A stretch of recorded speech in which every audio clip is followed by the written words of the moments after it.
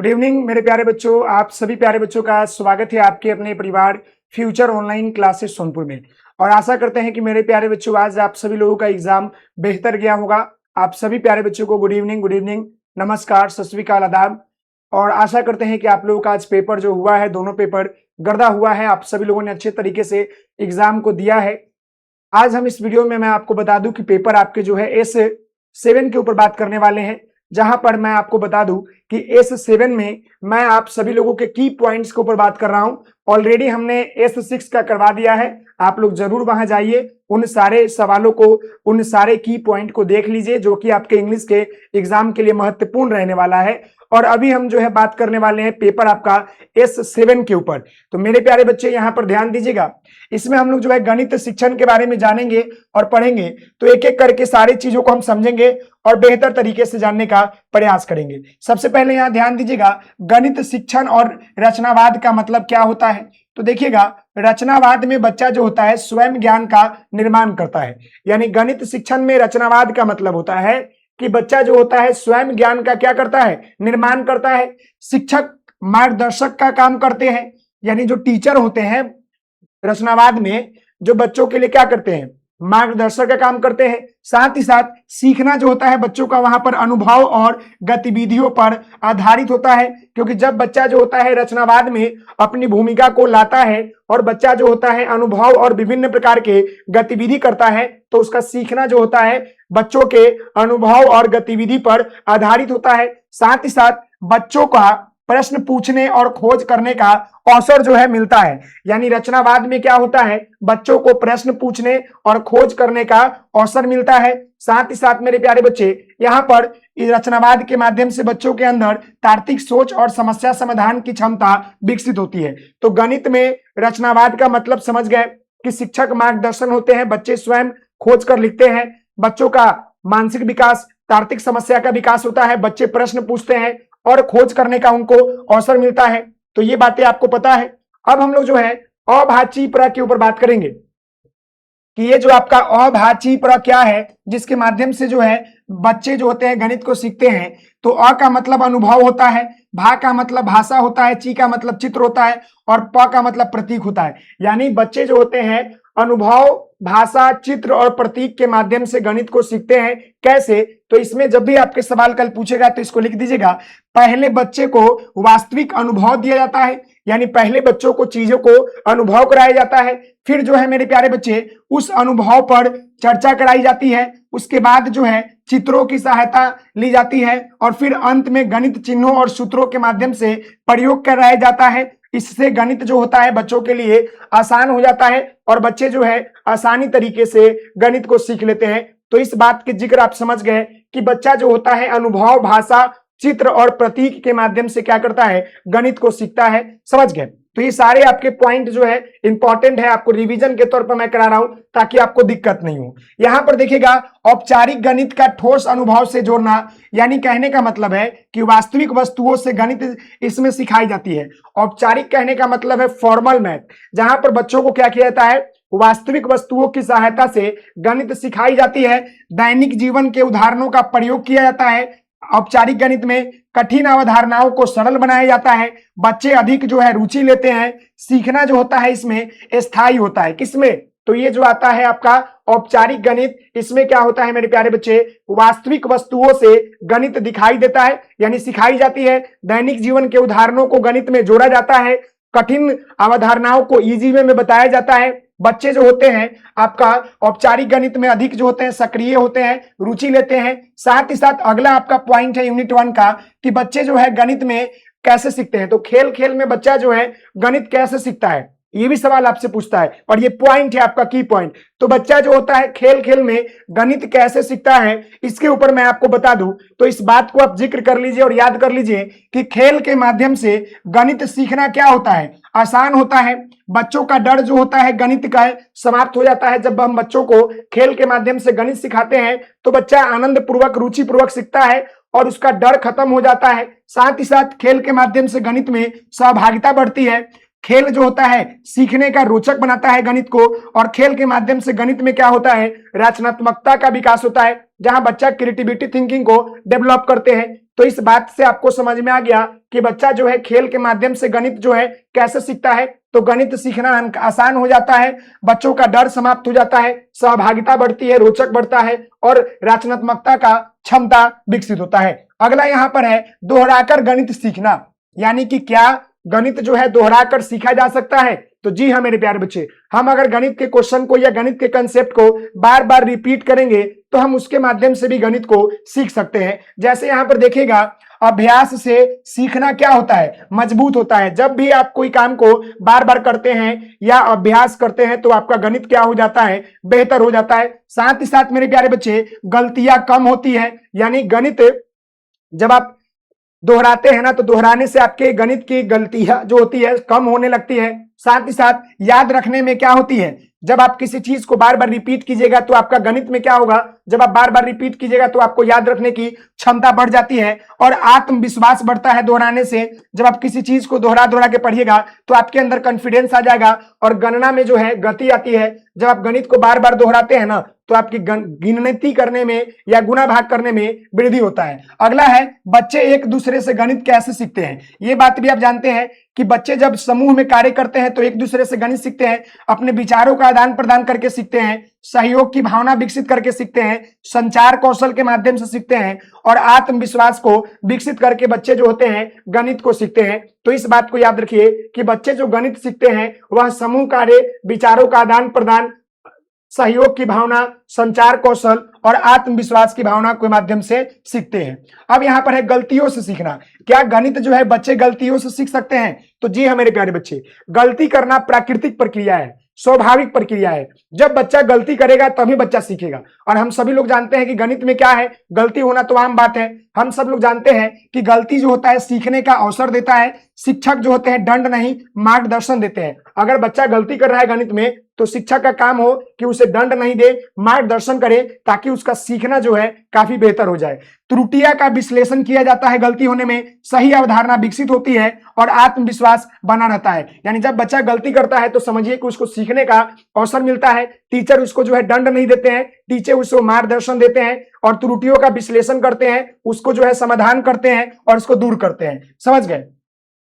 अगला यहाँ पर आपका जो है गतिविधियों से सीखना। गतिविधि कहने का मतलब होता है कि अगर आपको गणित को सीखना है इसके लिए आपको बहुत तरह के गतिविधि करना पड़ेगा। आप विभिन्न तरह के गतिविधि के माध्यम से ही गणित को सीख पाइएगा। जैसे यहाँ पर ध्यान दीजिएगा कि हम चार्ट पेपर मॉडल का उपयोग करके गणित सिखाएंगे, माप तौल और प्रयोग करने की गतिविधि करा के सिखाएंगे, समूह गतिविधि करा के बच्चों को गणित सिखाएंगे, बच्चों की सक्रिय भागीदारी के माध्यम से गणित सिखाएंगे। तो ये सारे पॉइंट आपका क्या है कि गतिविधि से सीखने में महत्वपूर्ण आपका भूमिका निभाता है। अवधारणाएं स्पष्ट होती है। जब हम गतिविधि के माध्यम से बच्चों को गणित पढ़ाते हैं तो ये सारी चीजें विकसित होती हैं। उसके बाद है गणित की पहेलियां। देखिए, पहेलियों के माध्यम से हम बच्चों को क्या करते हैं, आनंद पूर्वक, रुचिपूर्वक तरीके से गणित की अवधारणा के, गणित के कंसेप्ट को हम लोग विकसित करते हैं। तो इस बात को यहाँ याद रखिएगा कि सोचने की क्षमता बढ़ती है जब हम गणित को पहेलियों के माध्यम से पढ़ाते हैं। तर्क शक्ति का विकसित होता है बच्चों में, समस्या समाधान कौशल बढ़ता है और सीखना जो होता है रोचक बनता है,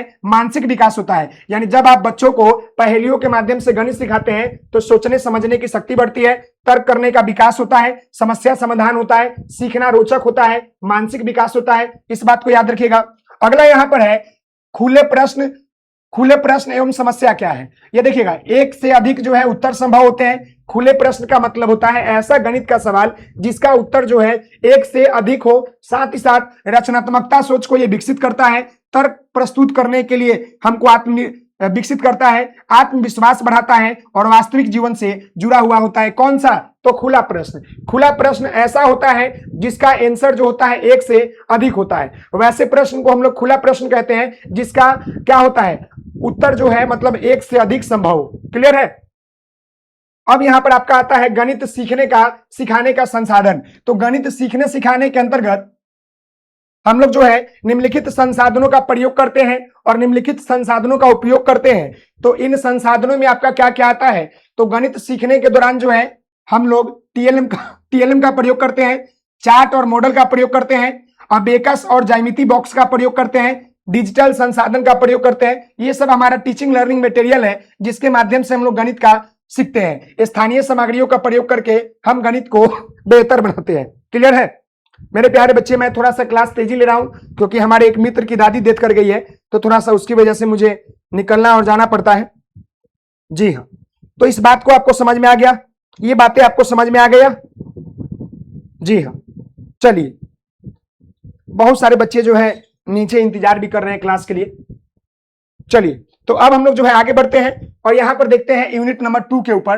तो यूनिट नंबर 2 में देखिएगा मेरे प्यारे बच्चे कि आपको इसमें गणित में सीखने की योजना और आकलन के ऊपर बात करना है और पढ़ना है। तो यहां पर जो आपका गणित में सीखने का योजना कैसा होना चाहिए, तो मैं आपको बता दूं कि गणित में जो लर्निंग प्लान हम लोग बनाते हैं, सीखने का योजना, वो आपका उद्देश्य तय करना होना चाहिए। ऐसा बनाइए जो गणित के उद्देश्य को तय करे। विषय वस्तु का चयन अच्छा होना चाहिए। शिक्षण विधि का चयन करे और शिक्षण सामग्री तैयार रखे चैप्टर वाइज, जो चैप्टर के अनुसार, और समय का उचित प्रबंधन करें। यानी जब भी आप गणित के लिए सीखने का यानी गणित में लेसन प्लान बनाए तो आप उद्देश्य तय कर ले, विषय वस्तु का अच्छा चयन करें, शिक्षण विधि प्रयोग करें, शिक्षण सहायक सामग्री प्रयोग करें और समय प्रबंधन का ध्यान रखें। ये सब बातें आप याद रखिएगा। फिर गणित में सीखने का आकलन क्या होता है, तो मैं आपको बता दूं, गणित में सीखने का आकलन यानी सीखने की जांच, बच्चा क्या सीख रहा है कि नहीं सीख रहा है उसका जांच करना, कमजोरियों की पहचान करना, सुधार का अवसर देना और सीखने की प्रगति को मापना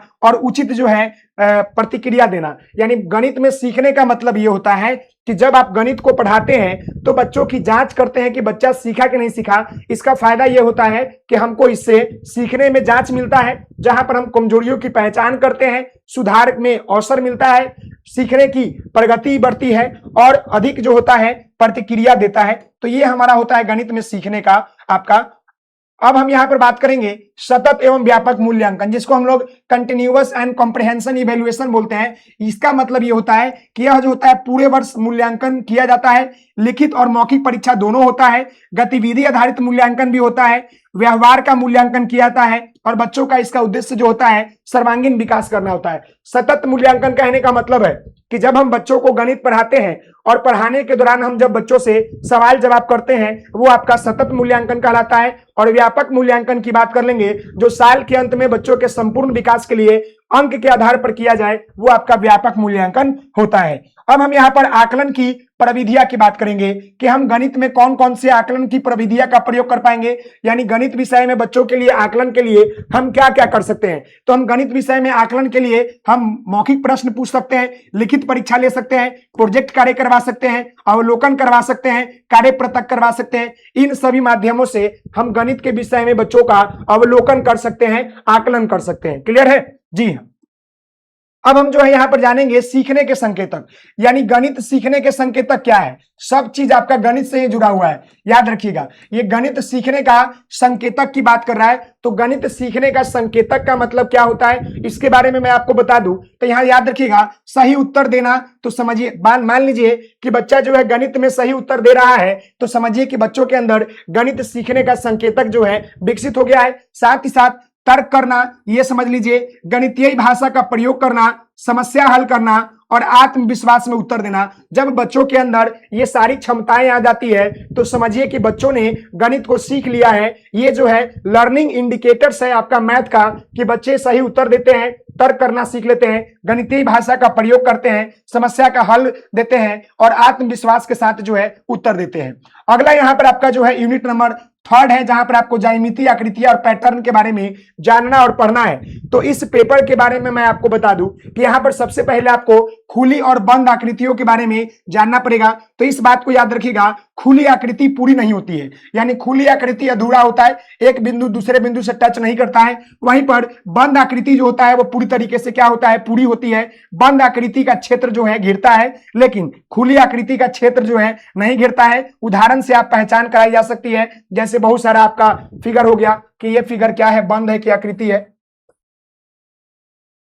समझ गए। तो ऐसे हम खुला और बंद आकृति के बारे में कर सकते हैं कि खुली आकृति जो होती है पूरी नहीं होती है, बंद आकृति पूरी होती है। बंद आकृति क्षेत्र को घेरती है, जबकि खुली आकृति जो होता है क्षेत्र को नहीं घेरती है। उदाहरण के द्वारा आप इसको स्पष्ट कर सकते हैं, समझ गए। अगला यहां पर देखिएगा, अगला है यहां पर आपका नियमित और अनियमित आकृतियां जो कि आपके एग्जाम के लिए काफी महत्वपूर्ण है। और मैं आपको बता दूं, ये जो आपको मैं बता रहा हूं मेरे प्यारे बच्चे, सबसे इंपॉर्टेंट चीज जो आपके एग्जाम के लिए रहने वाला है कि जितने भी की पॉइंट मैं आपको बता रहा हूं ये सारे आपको एग्जाम में पूछेंगे, सारे आपके एग्जाम में देखने को मिलेंगे। तो यहां पर ध्यान दीजिएगा, नियमित से सभी भुजाएं समान हो, यानी नियमित में क्या होता है, सभी भुजाएं समान होती है, सभी कोण बराबर होता है। अनियमित में भुजाएं अलग होती है, कोण भी अलग होता है। वर्ग नियमित और पतंग जो है अनियमित है। अगर हम वर्ग की बात कर लेंगे तो ये आपका क्या है, स्क्वायर है। देखिएगा, स्क्वायर की बात कर लीजिए और एक यहां पर आप जो है पतंग की बात कर लीजिए, तो यहां पर क्या होगा कि जो ये आपका ये नियमित है, यानी कि चारों भुजाएं और चारों कोण क्या है, बराबर है। लेकिन ये यहां पर चारों भुजाएं और चारों कोण बराबर नहीं है, तो ये आपका अनियमित और ये आपका नियमित हो जाएगा। क्लियर है, उदाहरण भी याद रख लीजिएगा। आगे बढ़ते हैं, आगे यहां पर देखिएगा ज्यामिति के अव्यय की बात कर लेते हैं। तो ज्यामिति के अंदर हम जो है बिंदु स्थान बताता है, रेखा दोनों को अंत बताता है, किरण एक और अंतर है, रेखाखंड दो सिर वाला होता है, मतलब कि बिंदु जो है स्थान को बताता है, बिंदु केवल ये होता है, रेखा दोनों और अनंत है, यानी ये रेखा है ना, इधर इधर इधर कहां जाएगा ये नहीं पता, इधर कहां जाएगा ये नहीं पता। किरण एक और अनंत होता है, यानी एक तरफ बंद होता है, एक तरफ ऐसे होता है। वहीं पर आपका रेखाखंड जो होता है दोनों सिरों पर होता है। रेखाखंड क्या होता है, दोनों सिरों पर होता है, इस बात को आप याद रखिएगा। समझ गए। तो ये ज्यामिति के अभ्यास से कुछ आपको जनरल मैथमेटिक्स पूछेंगे तो आप, यह ज्यामिति के आधार है। अब रेखाखंड और कोण की बात कर लेंगे तो इस बात को याद रखिएगा कि रेखाखंड की निश्चित लंबाई होती है, दो किरणों में कोण बनता है, कोण डिग्री में मापा जाता है, न्यून सम और अधिक कोण, ये आपका ट्रायंगल के बारे में है। न्यून कोण, सम कोण, अधिक कोण, 180 डिग्री, 60 डिग्री, 90 डिग्री, 180 डिग्री। समझ गए। आपका जो है ज्यामिति के महत्वपूर्ण भूमिकाएं हैं, इस बात को आप याद रखिएगा। ये कोण के बारे में थोड़ा देख लीजिएगा। अब यहां पर आता है 2D और 3D फिगर के बारे में। तो 2D में क्या होता है, लंबाई और चौड़ाई होता है। 3D में जो होता है आपका लंबाई चौड़ाई ऊंचाई होता है। वर्ग जो होता है, एक आपका स्क्वायर जो है ये 2D फिगर है, जबकि यहां पर एक क्यूब की बात कर ले, घन की बात कर लेंगे तो ये घन क्या हो जाएगा, आपका 3D फिगर होगा। इस बात को याद रखिएगा कि 2D फिगर में आपका क्या होता है, 2D फिगर में लेंथ इंटू ब्रेथ होता है, 3D फिगर में L into B into H होता है। ये बात आप याद रखिएगा। दैनिक जीवन में दोनों का उपयोग महत्वपूर्ण है। इसको पढ़ाने के लिए आप घरेलू वस्तुओं का प्रयोग कर सकते हैं। अगला देखिएगा, सममितीय आकृति कहने का मतलब होता है दो समान भागों में बांटने वाला को हम सममितीय आकृति कहते हैं। जैसे अगर मान लीजिए कि अगर हम यहां पर एक दिल बना दे और इसको बीच से काटेंगे तो ये दो बराबर भागों में होगा, दो बराबर भागों में कटेगा, उसी को हम लोग क्या कहते हैं, सममिति कहते हैं। सममित जो रेखा होती है, दर्पण प्रतिबिंब समान होता है, कला और डिजाइन में इसका उपयोग किया जाता है सममित को। समझ गए, दो बराबर भागों में काटना किसी चित्र को। अब हम यहाँ पर पैटर्न की बात कर लेंगे। तो देखिए पैटर्न क्या होता है, याद रखिएगा। पैटर्न जो होता है निश्चित क्रम में होता है, आकृति में पैटर्न होता है, संख्या में पैटर्न होता है, तार्किक सोच इससे बढ़ती है, गणितीय नियम समझने में मदद मिलती है। अब आकृति में पैटर्न ऐसे, अब संख्या में पैटर्न मान लेंगे 4 5 5 4 4 5 5 4, देख रहे हैं ये पैटर्न में है। तो इस तरह देकर आप एग्जांपल दे दीजिएगा। उसके बाद मेरे प्यारे बच्चों, यह आपका यूनिट नंबर 4 है, जहां पर हम समझेंगे भिन्नात्मक संख्या क्या होता है। तो समान भागों को दर्शाती है भिन्नात्मक संख्या। अंश और हर होता है भिन्न में, यानी भिन्न का मतलब फ्रैक्शन होता है, जिसमें आपका क्या होता है, नीचे हर होता है, ऊपर अंश होता है। समझ गए। P/Q के फॉर्म में इसको डिनोट करते हैं, याद रखिएगा। दैनिक जीवन में उपयोगी है, माप तौल में प्रयोग किया जाता है, गणित की आधारभूत अवधारणा है, इस बात को आप याद रखिएगा। समझ गए। अगला आता है आपका भिन्न के विभिन्न अर्थ। तो भिन्न के जो आपका भाग का अर्थ, अनुपात का अर्थ, जोड़ का अर्थ, समझ गए, ये सब देख लीजिएगा। मापन का अर्थ, तुलना का अर्थ, भिन्न की संक्रियाएं जानेंगे तो भिन्न में हम लोग जो है जोड़ घटाव गुना भाग जानते हैं। जैसे ऐसे ऐसे दे दीजिएगा, ये एग्जांपल बता दीजिएगा कि भाग है, यहाँ पर आपका गुना है, यहाँ पर बता दीजिएगा कि आपका घटाव है, और यहाँ पर बता दीजिएगा कि जोड़ है। ऐसे 4 को एग्जाम्पल ले लीजिएगा और इसका सॉल्यूशन दे दीजिएगा, आपका आंसर बेहतर हो जाएगा। समझ गए। उसके बाद यहाँ पर आता है मेरे प्यारे बच्चे दशमलव संख्या।